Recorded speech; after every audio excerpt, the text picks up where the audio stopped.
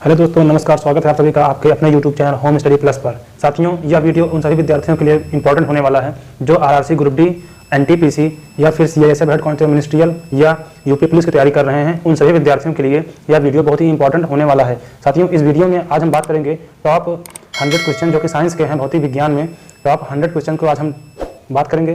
पहला क्वेश्चन हमारा है, निम्नलिखित में से कौन एक सदिश राशि नहीं है? निम्नलिखित में से कौन एक सदिश राशि नहीं है? तो इसका जो सही आंसर हो जाएगा दोस्तों, वह हो जाएगा option number D. Option number D is the right answer.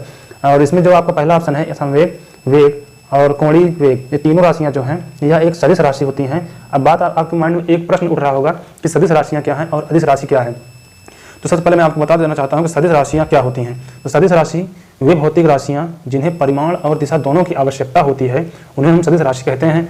और अदिश राशि क्या है? तो वे भौतिक राशियां, वे सभी भौतिक राशियां जिन्हें केवल परिमाण की आवश्यकता होती है अपितु दिशा की नहीं। तो ऐसी राशियां हमेशा सदिश अदिश राशियां कहलाती हैं। तो नेक्स्ट क्वेश्चन, तो हमारा जो इस क्वेश्चन का आंसर होगा कि इनमें से कौन सदिश राशि नहीं है, तो इसका आंसर हो जाएगा द्रव्यमान।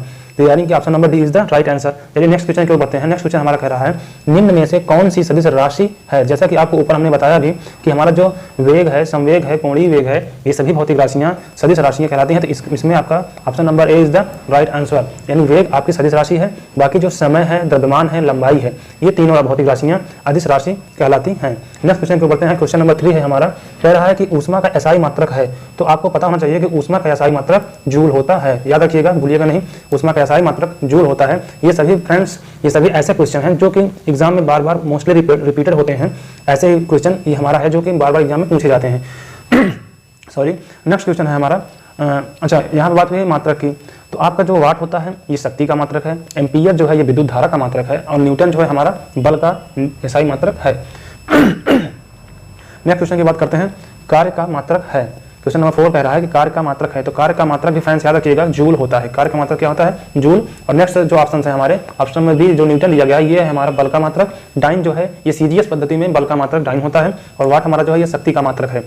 चलिए फ्रेंड्स आगे बढ़ते हैं। क्वेश्चन नंबर 5 है। क्वेश्चन नंबर 5 कह रहा है, खाद्य ऊर्जा को हम किस इकाई में माप सकते हैं? तो जो हम खाते हैं, जो भी हम खाने वाली राशियां हैं, ये मतलब खाने वाले पदार्थ हैं जिनको हम खाते हैं, तो उनमें जो ऊर्जा निकलती है उन ऊर्जा को हम किस में नापते हैं? जैसे कि प्रश्न कह रहा है, खाद्य ऊर्जा को हम किस इकाई में माप सकते हैं? तो इसका जो सही आंसर होगा दोस्तों, ये कैलोरी हो जाएगा। तो हमारा खाद्य ऊर्जा को हम किस में नापते हैं? कैलोरी में नापते हैं। और ये जो हमारा केल्विन है, केल्विन ये ताप का मात्रक है, जूल है कार्य का मात्रक है, और हम ऊपर देख चुके हैं कार्य का मात्रक है, और ये ऊष्मा का मात्रक है, जूल है। नेक्स्ट क्वेश्चन चलते हैं। क्वेश्चन नंबर 6, आवृत्ति का मात्रक है। तो आवृत्ति का मात्रक हमारा दोस्तों याद रखिएगा, आवृत्ति का मात्रक हर्ट्ज होता है। ठीक है। नेक्स्ट क्वेश्चन की बात करते हैं। क्वेश्चन नंबर 7 है, चुंबकीय क्षेत्र का मात्रक क्या होता है? तो चुंबकीय क्षेत्र का मात्रक हमारा जो होता है ये हमारा टेस्ला होता है। चुंबकीय क्षेत्र का मात्रक क्या होता है दोस्तों? टेस्ला होता है। यानी option number A is the right answer. Next question की ओर बढ़ते हैं। नेक्स्ट क्वेश्चन हमारा कह रहा है, क्यूरी किसकी इकाई है? दोस्तों याद रखिएगा, क्यूरी रेडियो सक्रियता की इकाई है। किसकी इकाई है? कि क्यूरी रेडियो सक्रियता की इकाई है। नेक्स्ट क्वेश्चन की ओर बढ़ते हैं। प्रकाश वर्ष इकाई है। ठीक है, प्रकाश वर्ष किसकी इकाई है? तो दोस्तों ये मोस्ट रिपीटेड क्वेश्चन है जो हर एक एग्जाम में लगभग पूछा ही जाता है। तो याद रखिएगा, प्रकाश वर्ष किसकी इकाई है? तो प्रकाश वर्ष दूरी की इकाई है। लोग दोस्त इसमें कंफ्यूजन कहाँ से होता है, विद्यार्थी समझता है कि इसमें वर्ष लिखा हुआ है प्रकाश वर्ष के साथ, और इसे लोग समय का मात्रक बताते हैं, जो कि गलत हो जाता है। तो याद रखिएगा फ्रेंड, प्रकाश वर्ष दूरी की इकाई है। नेक्स्ट क्वेश्चन की ओर बढ़ते हैं। हमारा नेक्स्ट क्वेश्चन जो है question number 10, question number 10। Question number 10 कह रहा है हमारा, एक प्रकाश वर्ष बराबर होता है। एक प्रकाश वर्ष बराबर कितना होता है? तो 9.46 × 10⁻15 मीटर होता है। याद रखिएगा, 9.46 × 10⁻15 मीटर। ठीक फ्रेंड्स, कितना? 9.46 × 10⁻15 मीटर होता है। यानी option number A is the right answer हो जाएगा। अगर यही ऑप्शन आपको दिया होता किलोमीटर में बताइए, तो आप बताते इसको 9.46 × 10⁻12 किलोमीटर। ठीक है। नेक्स्ट क्वेश्चन की ओर चलते हैं। हमारा नेक्स्ट क्वेश्चन है, शून्य में स्वतंत्र रूप से गिरने वाली वस्तु का या वस्तु की क्या होता है? आगे चलते हैं। इसमें ऑप्शन 4 दिए गए हैं। पहला ऑप्शन है, गति समान होती है, वेग समान होता है, त्वरण समान होता है, बल समान होता है।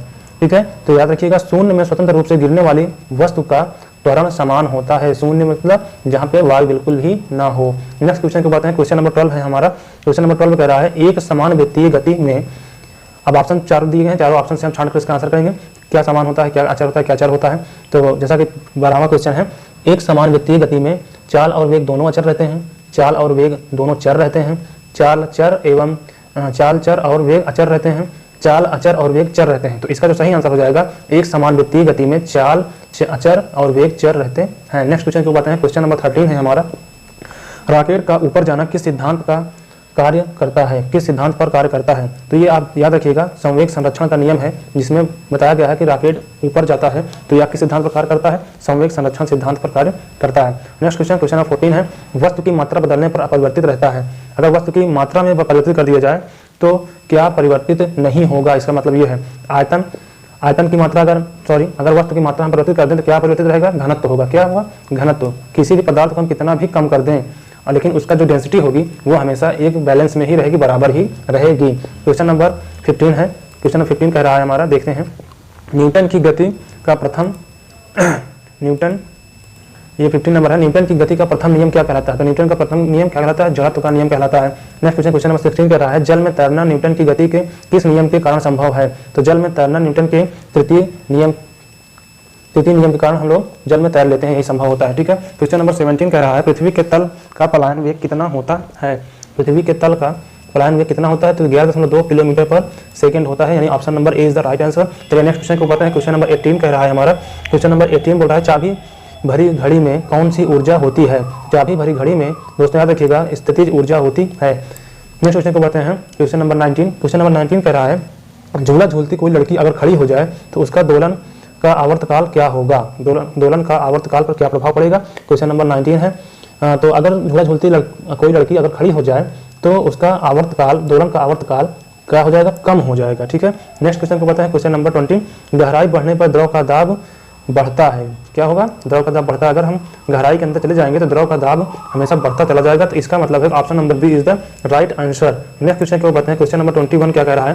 क्वेश्चन नंबर 21 इसमें कह रहा है, बर्फ पर स्केटिंग करना प्रदर्शित करता है कि दाब बढ़ाने पर बर्फ का गलनांक क्या होता है? घटता है, बढ़ता है कि घटता है कि अपरिवर्तित रहता है कि पहले बढ़ता है फिर घटता है? तो याद रखिएगा फ्रेंड्स, बर्फ पर स्केटिंग करना प्रदर्शित करता है कि दाब बढ़ाने पर बर्फ का गलनांक घटता है। क्या होता है? बर्फ का गलनांक हमेशा घटता है अगर बर्फ पर स्केटिंग करते हैं तो। नेक्स्ट क्वेश्चन कह रहा है, ऊंचाई पर चढ़ता हुआ व्यक्ति आगे की ओर क्यों झुक जाता है? तो इसका जो सही आंसर होगा, अस्थायित्व बढ़ाने के लिए। तो ऊंचाई पर चढ़ता हुआ व्यक्ति आगे की ओर इसलिए झुक जाता है क्योंकि वह अपने शरीर के बैलेंस को अस्थायित्व बनाना चाहता है, इसलिए आगे की ओर झुक जाता है। नेक्स्ट क्वेश्चन, क्वेश्चन नंबर 23 कह रहा है, एक गिलास में पानी पर बर्फ तैर रही है। जब बर्फ पूर्णतः पिघल जाए तो पानी का तल क्या होगा? बढ़ेगा, घटेगा, अपरिवर्तित रहेगा या पहले बढ़ेगा बाद में घटेगा? तो ठीक है दोस्तों, अगर एक गिलास में पानी है और उस पानी की सतह पर बर्फ तैर रही है तो इसमें बर्फ के पिघल जाने पर क्या होगा? उसका लेवल पानी का अपरिवर्तित रहेगा, न घटेगा न बढ़ेगा। ठीक है। नेक्स्ट क्वेश्चन को पता है, क्वेश्चन नंबर 24 है हमारा, पानी का घनत्व अधिकतम होता है। तो कौन से टेम्परेचर पर? 0 डिग्री सेंटीग्रेड पर, 2 डिग्री सेंटीग्रेड, फिर 4 डिग्री सेंटीग्रेड पर या 5 डिग्री सेंटीग्रेड पर? तो इसका जो सही आंसर हो जाएगा, राइट आंसर सी। क्या है right answer? C. 4 degree centigrade पर पानी का घनत्व अधिकतम होता है। चलिए फ्रेंड्स बढ़ते हैं आगे नेक्स्ट क्वेश्चन की ओर। वर्षा की बूंदें गोलाकार होती हैं, किस कारण से होती हैं? वर्षा की बूंदें गोलाकार किस कारण से होती हैं? इस 4 ऑप्शन में से आपको आंसर करना है। पहला है सतही तनाव के कारण, दूसरा है वर्षा जल की श्यानता के कारण, तीसरा है ऑप्शन वायु में वातावरणीय घर्षण के कारण, या फिर इनमें से सभी, उपरोक्त सभी। तो इसका जो सही आंसर हो जाएगा, सतही तनाव के कारण। याद रखिएगा दोस्तों, वर्षा की बूंदें सतही तनाव के कारण गोलाकार हो जाती हैं। नेक्स्ट क्वेश्चन को बताते हैं, क्वेश्चन नंबर हमारा है 26। क्वेश्चन नंबर 26 कह रहा है, किसी वस्तु का ताप किसका सूचक है? किसी वस्तु का ताप किसका सूचक है? ये बताना है आपको कि अगर किसी वस्तु का ताप जो है वो क्या बताता है। पहला ऑप्शन है इसमें उसके अणुओं की कुल ऊर्जा का, उसके अणुओं की औसत ऊर्जा का, उसके अणुओं की कुल वेग का, उसके अणुओं की औसत गतिज ऊर्जा का। ठीक है। तो इसका जो सही आंसर हो जाएगा हमारा option number D is the right answer, उसके अणुओं की औसत गतिज ऊर्जा का। यानी कि किसी वस्तु का ताप क्या बताएगा कि किसी वस्तु का ताप क्या बताता है कि उसके अणुओं की औसत गतिज ऊर्जा कितनी है। नेक्स्ट क्वेश्चन को बताते हैं, क्वेश्चन नंबर 27 है। क्वेश्चन नंबर 27 कह रहा है, मानव शरीर का तापमान 98.6 डिग्री फ़ारेनहाइट होता है, सेल्सियस स्केल पर यह कितना होता है? ठीक है, सेल्सियस स्केल पर यह कितना होगा? तो इसका जो आंसर हो जाएगा हमारा 37, option number C is the right answer. मानव शरीर का तापमान 98.6 डिग्री फ़ारेनहाइट होता है या डिग्री सेंटीग्रेड पर 37 डिग्री सेंटीग्रेड पर होता है के बराबर होता है।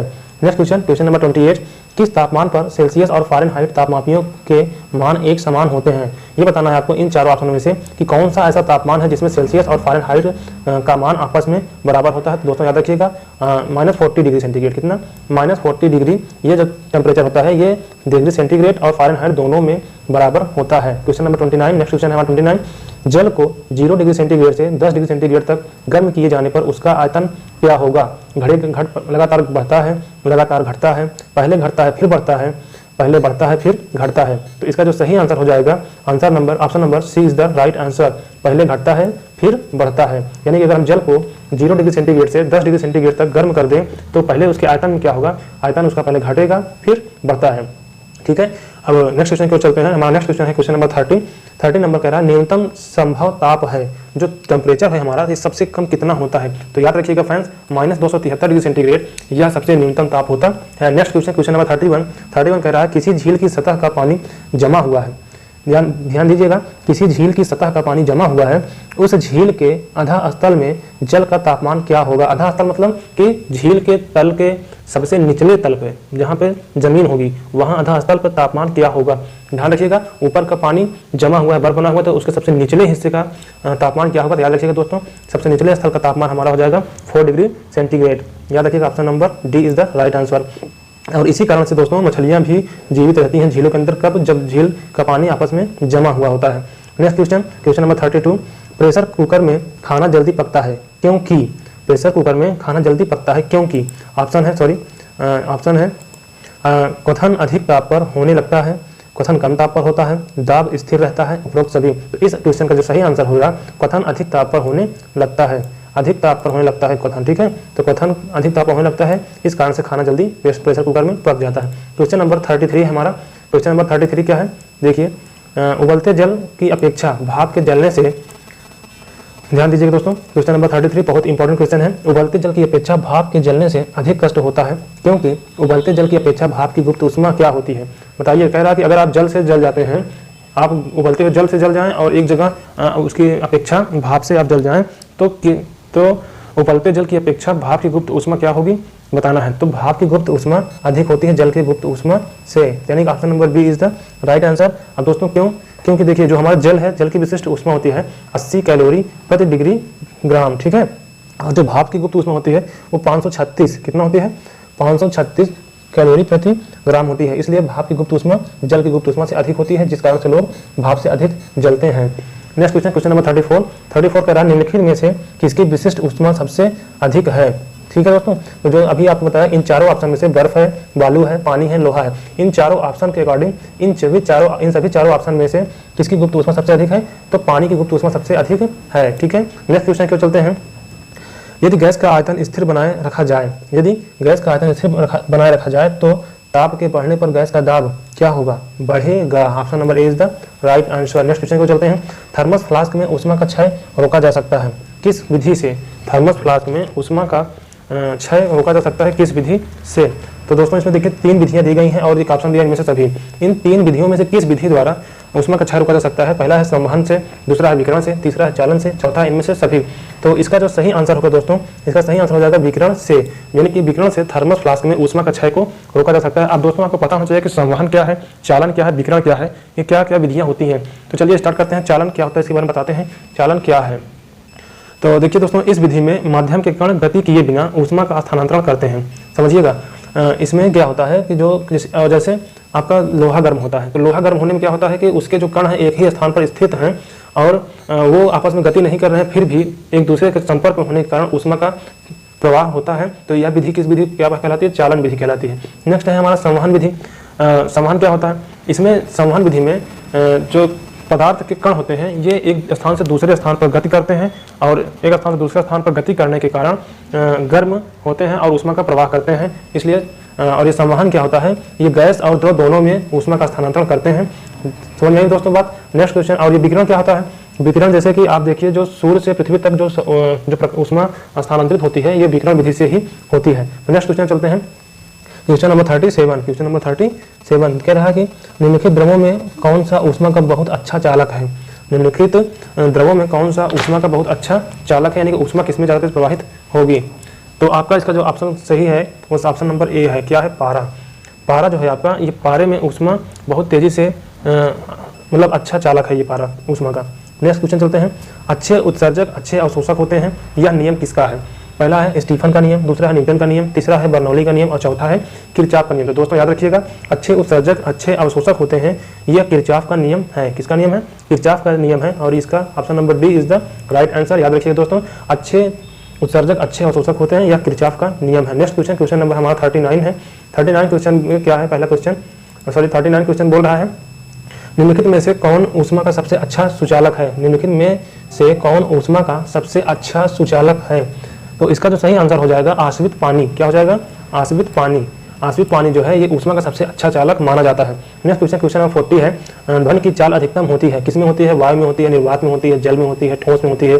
तो जो ध्वनि की चाल है वह अधिकतम किसमें होती है दोस्तों? ठोस में होती है। Option number D is the right answer. Next question को बढ़ते हैं, हमारा नेक्स्ट क्वेश्चन है 41। इसमें कह रहा है कि डेसिबल किसे मापने के लिए प्रयोग किया जाता है? डेसिबल किसे मापने के लिए प्रयोग किया जाता है? रक्त में हीमोग्लोबिन को मापने के लिए किया जाता है, वातावरण में ध्वनि को मापने के लिए किया जाता है, पेशाब में शक्कर को मापने के लिए किया जाता है, वायु में जलवाष्प को मापने के लिए डेसिबल का प्रयोग होता है। तो इसका जो सही आंसर होगा डेसिबल वातावरण में ध्वनि मापने के लिए प्रयोग में लाया जाता है। नेक्स्ट क्वेश्चन, क्वेश्चन नंबर 42 है। 42 में कह रहा है वायु में ध्वनि का वेग, वायु में ध्वनि का वेग क्या होता है? ताप के बढ़ने से घटता है, ताप के बढ़ने से बढ़ता है, ताप के घटने से बढ़ता है, उपरोक्त में से कोई नहीं। तो इसका जो सही आंसर होगा वायु में ध्वनि का वेग ताप के बढ़ने से बढ़ता है। नेक्स्ट तो इसका जो सही आंसर हो जाएगा answer option number B. Next question को चलते हैं, हमारा नेक्स्ट क्वेश्चन है 43, वायु में ध्वनि की चाल कितनी होती है? तो याद रखिएगा फ्रेंड्स, वायु में ध्वनि की चाल है स्त्रियों की आवाज पुरुषों की आवाज से किस कारण से पतली होती है? स्त्रियों की ध्वनि का तारतम्य पुरुषों के से अधिक होता है। Option number A is the right answer. स्त्रियों की ध्वनि का तारतम्य पुरुषों से अधिक होता है, जिस कारण से महिलाओं की या स्त्रियों की आवाज पतली होती है। नेक्स्ट क्वेश्चन, क्वेश्चन नंबर 45 हमारा है। क्वेश्चन नंबर 45 कह रहा है श्रव्य परिसर में, नेक्स्ट क्वेश्चन क्वेश्चन नंबर 45 कह रहा है श्रव्य परिसर में ध्वनि तरंगों की आवृत्ति क्या होती है? तो याद रखिएगा दोस्तों, जो तरंगें होती हैं 20 हर्ट्ज से 20,000 हर्ट्ज तक, यह श्रव्य परिसर होती हैं, श्रव्य ध्वनियाँ होती हैं, इनको हम लोग कानों से सुन सकते हैं। नेक्स्ट क्वेश्चन, क्वेश्चन नंबर 46 कह रहा है ध्वनि तरंगों की प्रकृति होती है। तो ध्वनि तरंगों की प्रकृति कैसी होती है? अनुदैर्ध्य होती है। याद रखिएगा दोस्तों, बहुत बार रिपीट होता है प्रश्न। ध्वनि तरंगों की प्रकृति अनुदैर्ध्य होती है और जो हमारे प्रकाश तरंगे हैं वह अनुप्रस्थ तरंगे कहलाती हैं। क्वेश्चन नंबर 47 कह रहा है निकट आती किसी रेलगाड़ी की सीटी की आवृत्ति या तीक्ष्णता बढ़ती जाती है, ऐसा किस कारण से होता है? तो यह जो होता है डॉपलर प्रभाव के कारण होता है। सॉरी, डॉपलर प्रभाव क्या है? डॉपलर प्रभाव में बताया गया है कि श्रोता और ध्वनि उत्पन्न करने वाली वस्तु अगर एक दूसरे या ये दोनों आपस में एक दूसरे की ओर अगर अग्रसित होंगी तो ध्वनि की तीव्रता या तीक्ष्णता बढ़ती है, यही है डॉपलर प्रभाव। नेक्स्ट क्वेश्चन है क्वेश्चन नंबर 48 कह रहा है, देखिए दोस्तों 48 नंबर क्वेश्चन है हमारा। 48 कह रहा है सोनार अधिकांशतः प्रयोग में लाया जाता है किसके द्वारा? तो जो सोनार है या नाविकों के द्वारा प्रयोग में लाया जाता है। याद रखिएगा दोस्तों sonar. Sorry, next question question number 49, ध्वनि तरंगे किसके कारण प्रतिध्वनि उत्पन्न करती हैं? ध्वनि तरंगे किसके कारण प्रतिध्वनि उत्पन्न करती हैं? पहला ऑप्शन है अपवर्तन के कारण, दूसरा ऑप्शन है विवर्तन, तीसरा है परावर्तन, तीसरा डी नंबर है अनुरलन। तो जो ध्वनि तरंगे हैं किसके कारण प्रतिध्वनि उत्पन्न करती हैं? परावर्तन के कारण ध्वनि तरंगे प्रतिध्वनि उत्पन्न करती हैं। तो 49 का C, option number C is the right answer. Next question है क्वेश्चन नंबर 50 है हमारा, रेडियो का समस्वरण स्टेशन उदाहरण है। तो जो रेडियो का समस्वरण स्टेशन उदाहरण है यह अनुनाद, यानी अनुनाद के कारण ही रेडियो स्टेशन चलते हैं। नेक्स्ट है क्वेश्चन नंबर 51, रडार की कार्यप्रणाली निम्न में से किस सिद्धांत पर आधारित है? जो हमारा रडार की कार्यप्रणाली है किस सिद्धांत पर आधारित है? तो रेडियो तरंगों का परावर्तन होता है, जिस कारण से रेडियो की रडार की कार्यप्रणाली चलती है। नेक्स्ट क्वेश्चन है क्वेश्चन नंबर 52, दाढ़ी बनाने के लिए काम में लाया जाता है उत्तल दर्पण, समतल दर्पण, अवतल दर्पण, अवतलोत्तल दर्पण। तो इसका जो सही आंसर हो जाएगा दाढ़ी बनाने के लिए काम में लिया जाता है अवतल दर्पण। ठीक है दोस्तों, इसका option number C is the right answer. Next question को बढ़ते हैं, क्वेश्चन नंबर 53 है, मोटर कार के पीछे के दृश्य को देखने के लिए कौन सा दर्पण प्रयुक्त किया जाता है? तो इसका जो सही आंसर हो जाएगा दोस्तों उत्तल दर्पण। मोटर कार में पीछे के दृश्य को देखने के लिए उत्तल दर्पण का प्रयोग किया जाता है। नेक्स्ट क्वेश्चन है 54, किसी अंतरिक्ष यात्री को आकाश का रंग कैसा दिखाई देता है? तो जो हमारे अंतरिक्ष यात्री होते हैं उन्हें आकाश का रंग काला दिखाई देता है। Option number C is the right answer. Next question के ऊपर हमारा क्वेश्चन नंबर 55 है। क्वेश्चन नंबर 55 ये कह रहा है क्वेश्चन नंबर 55 कह रहा है प्रकाश के विकिरण की प्रकृति कैसी होती है, प्रकाश के विकिरण की प्रकृति कैसी होती है। तो इसका जो सही आंसर हो जाएगा option number C is the right answer. तरंग और कण दोनों के समान होती है। क्वेश्चन नंबर 56 प्रकाश का वेग अधिकतम होता है, तो प्रकाश का वेग किसमें अधिकतम होता है, निर्वात में होता है, कांच में होता है, पानी में होता है, या फिर इनमें से कोई नहीं। तो प्रकाश का वेग निर्वात में अधिकतम होता है। प्रकाश का वेग निर्वात में अधिकतम होता है। तो इसका जो सही ऑप्शन हो जाएगा option number A is the right answer. Question number 57 प्रकाश तरंग किस प्रकार की तरंग है, तो प्रकाश तरंगे अनुप्रस्थ तरंगे हैं। जैसे कि हमने आपको पहले ही बता दिया था कि प्रकाश तरंगे अनुप्रस्थ तरंगे होती हैं और ध्वनि तरंगे अनुदैर्घ्य तरंगे होती हैं। क्वेश्चन नंबर 58 में कह रहा है माध्यम में तापमान वृद्धि के साथ प्रकाश की गति होती है, प्रकाश की गति होती है। कह रहा है कि माध्यम में तापमान में वृद्धि के साथ प्रकाश की गति क्या होती है, बढ़ती है, घटती है, अपरिवर्तित रहती है, इनमें से कोई नहीं। तो माध्यम में तापमान में वृद्धि में प्रकाश की गति अपरिवर्तित होती है, क्योंकि प्रकाश को किसी भी माध्यम की आवश्यकता नहीं होती है। इसलिए क्वेश्चन नंबर नेक्स्ट क्वेश्चन चलते हैं 59 प्रकाश की गति है, प्रकाश गति 3 मीटर पर सेकंड होती है। नेक्स्ट क्वेश्चन रेगिस्तान में मृग मरीचिका जैसी घटना का कारण क्या है, तो मृग मरीचिका का कारण होता है प्रकाश का पूर्ण आंतरिक परावर्तन। इसका option number B is the right answer. Next question की ओर बढ़ते हैं, क्वेश्चन नंबर 61 आगे बढ़ते हैं। क्वेश्चन नंबर 61 क्या कह रहा है हमारा, क्वेश्चन नंबर 61 देखते हैं, थोड़ा से एक सेकंड बस रुकिए। हाँ 61 क्वेश्चन नंबर कह रहा है आकाश का रंग किस कारण से नीला दिखाई पड़ता है, तो आकाश का रंग प्रकाश के प्रकीर्णन के कारण नीला दिखाई पड़ता है। Option number D is the right answer. Next question कह रहा है वायुमंडल में प्रकाश के विसरण का कारण क्या है, तो वायुमंडल में प्रकाश के विसरण का कारण धूल कण होता है। Option number C is the right answer. Next question है किस तरंग के प्रकाश का अपवर्तनांक सबसे कम होता है, तो जो हमारा लाल रंग होता है इसका अपवर्तनांक सबसे कम होता है। नेक्स्ट क्वेश्चन नंबर 64 लाल कांच को अधिक गर्म करने पर वह कैसा दिखाई देता है, तो लाल रंग को अधिक गर्म करने पर यह हरा रंग का दिखाई देता है। Option number A is the right answer. यदि एक व्यक्ति दो समतल दर्पणों जो कि 60 अंश के कोण पर खड़े हैं के बीच खड़ा हो तब उसे कितने प्रतिबिंब दिखाई देते हैं, तो इसका जो सही आंसर है option number B 5। Next question बातें हैं इंद्रधनुष का निर्माण कैसे होता है, इंद्रधनुष का निर्माण कैसे होता है, तो याद रखिएगा दोस्तों अपवर्तन तथा प्रकाश के पूर्ण आंतरिक परावर्तन से इंद्रधनुष का निर्माण होता है। नेक्स्ट क्वेश्चन को बातें हैं क्वेश्चन नंबर 67 1.5 मीटर लंबे व्यक्ति को अपना पूर्ण प्रतिबिंब देखने के लिए आवश्यक दर्पण की न्यूनतम लंबाई क्या होनी चाहिए, तो इसको याद रखिएगा दोस्तों कि किसी भी व्यक्ति को अगर अपना प्रतिबिंब देखना है तो व्यक्ति के लंबाई का आधा या फिर वस्तु की लंबाई का आधा प्रतिबिंब की लंबाई होनी चाहिए, वह दर्पण की लंबाई होनी चाहिए। तो यानी कि option number B is the right answer. Next question को बताते हैं क्वेश्चन नंबर 68 है हमारा।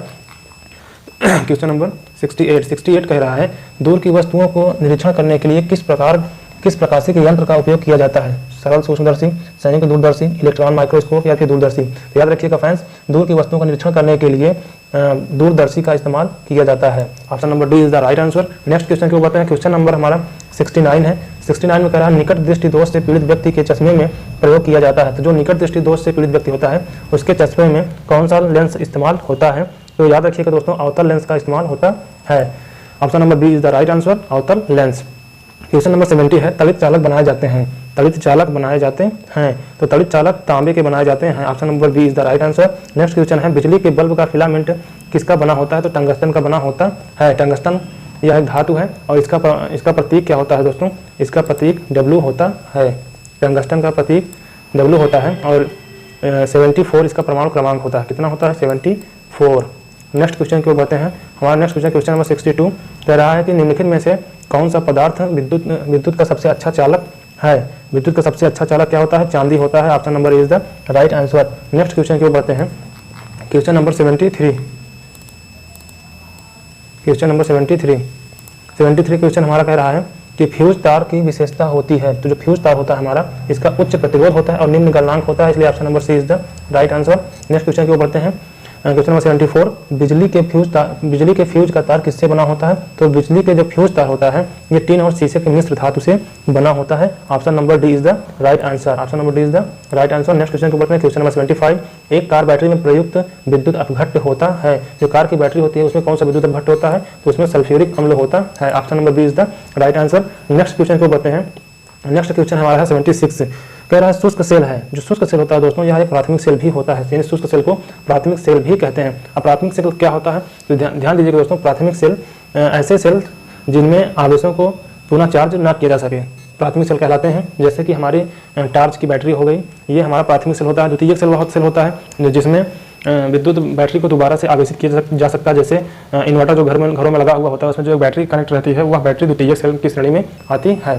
तो चलिए दोस्तों आगे बढ़ते हैं। नेक्स्ट क्वेश्चन है हमारा 77, लोहे के ऊपर जिंक की परत चढ़ाने को क्या कहते हैं? तो लोहे के ऊपर जिंक की परत को चढ़ाने को गैल्वेनाइजेशन कहते हैं। नेक्स्ट क्वेश्चन नंबर 78, इन्वर्टर एक ऐसा यंत्र है जो क्या करता है? जो डीसी को वोल्टेज को एसी में कन्वर्ट करता है। ये होता है हमारा इन्वर्टर, डीसी को एसी में कन्वर्ट करता है। नेक्स्ट क्वेश्चन नंबर 79 कह रहा है कि घरों में पंखा, बल्ब आदि उपकरण किस क्रम में लगे होते हैं? ठीक है दोस्तों, तो जो हमारे घरों में पंखे और विद्युत बल्ब लगे होते हैं, यह एक सभी समांतर क्रम में लगे हुए होते हैं। ये क्वेश्चन बार बार पूछा जाता है। नेक्स्ट क्वेश्चन की ओर बढ़ते हैं। क्वेश्चन नंबर 80 कह रहा है एक स्वतंत्र रूप से लटका हुआ चुंबक सदैव ठहरता है। जो चुंबक है अगर इसको किसी ध्रुव से लटका दिया जाए तो वह सदैव उत्तर और दक्षिण दिशा में ही रुकता है। तो इसका option number B is the right answer. एक स्वतंत्र रूप से लटकता हुआ चुंबक सदैव उत्तर और दक्षिण दिशा में स्थिर होता है, रुकता है। क्वेश्चन नंबर 81 कह रहा है अस्थायी चुंबक बनाए जाते हैं। जो हमारे अस्थायी चुंबक हैं वो किसके बनाए जाते हैं? अस्थायी चुंबक बनाए जाते हैं। नेक्स्ट क्वेश्चन है हमारा, इसका आंसर भी है 81 का अस्थायी चुंबक बनाए जाते हैं इस्पात के। किससे बनाए जाते हैं? इस्पात के। अस्थायी चुंबक इस्पात के बनाए जाते हैं। Option number C is the right answer. Next question है क्वेश्चन नंबर 82 में कह रहा है विद्युत धारा का चुंबकीय प्रभाव सर्वप्रथम अवलोकित किया था। विद्युत धारा का चुंबकीय प्रभाव सर्वप्रथम अवलोकित किया था। किसने किया था? ये हमारे आरस्टेड द्वारा। किसके द्वारा? आरस्टेड द्वारा। ठीक है। नेक्स्ट क्वेश्चन है क्वेश्चन नंबर 83, निर्वात में से अनुचुंबकीय पदार्थ कौन सा है? इसमें पहले टिक लगा दिया गया है। इसका जो सही आंसर होगा ऑक्सीजन होगा। ठीक है, ऑक्सीजन अनुचुंबकीय पदार्थ होता है। नेक्स्ट क्वेश्चन को बढ़ते हैं। क्वेश्चन नंबर 84, विद्युत चुंबकीय पदार्थ का प्रतिपादन, विद्युत चुंबकीय सिद्धांत का प्रतिपादन किसने किया था? किसने किया था? विद्युत चुंबकीय सिद्धांत का प्रतिपादन किसने किया था? क्वेश्चन नंबर 84, इसका जो सही आंसर हो जाएगा फैराडे ने। ठीक है, option number D is the right answer. Next question number 84 कह रहा है अस्थायी चुंबक बनाए जाते हैं। जो अस्थायी चुंबक होते हैं फ्रेंड्स, यह नर्म लोहे के बनाए जाते हैं। और अस्थायी इसके पहले हम पढ़ चुके हैं, अस्थायी चुंबक इस्पात के बनाए जाते हैं। ये ऊपर है, अस्थायी चुंबक इस्पात के बनाए जाते हैं और अस्थायी चुंबक नर्म लोहे के बनाए जाते हैं। नेक्स्ट क्वेश्चन को बढ़ते हैं फ्रेंड्स। हमारा नेक्स्ट क्वेश्चन है वोल्टता को घटाने व बढ़ाने में प्रयुक्त उपकरण है। वोल्टता को घटाने व बढ़ाने में प्रयुक्त उपकरण कौन सा है? ट्रांसफार्मर। इसका जो सही आंसर हो जाएगा option number C is the right answer. Transformer वोल्टता को घटाने और बढ़ाने का कार्य करता है। नेक्स्ट क्वेश्चन नंबर 87, संधारित्र का प्रमुख कार्य है। संधारित्र का कार्य क्या है? आवेशों का संचय। संधारित्र का प्रमुख कार्य आवेशों का संचय होता है। नेक्स्ट क्वेश्चन नंबर 88 है किसी चुंबक की आकर्षण शक्ति सबसे अधिक कहाँ होती है? तो दोनों किनारों पर, चुंबक के दोनों किनारों पर आकर्षण की सबसे ज्यादा शक्ति होती है। क्वेश्चन नंबर 89 है, 89 कह रहा परमाणु बम का सिद्धांत आधारित है। तो परमाणु बम का सिद्धांत किस पर आधारित है? जो हमारा परमाणु बम है इसका यह आधारित है नाभिकीय विखंडन पर, और जो हाइड्रोजन बम होता है यह नाभिकीय संलयन पर आधारित होता है। जिसका option number B is the right answer. Next question है हमारा, नेक्स्ट और लास्ट क्वेश्चन है दोस्तों, कह रहा है माइक्रोफोन का आविष्कार किसने किया था? माइक्रोफोन का आविष्कार इस ग्राहम बेल ने किया था। Option number D is the right answer, Graham Bell. दोस्तों यह वीडियो आपको कैसे लगी प्लीज़ कमेंट में जरूर बताएं, और अगर वीडियो पसंद आता है। इसी अच्छी बात के साथ आप देख रहे थे home study plus. Okay bye, take care.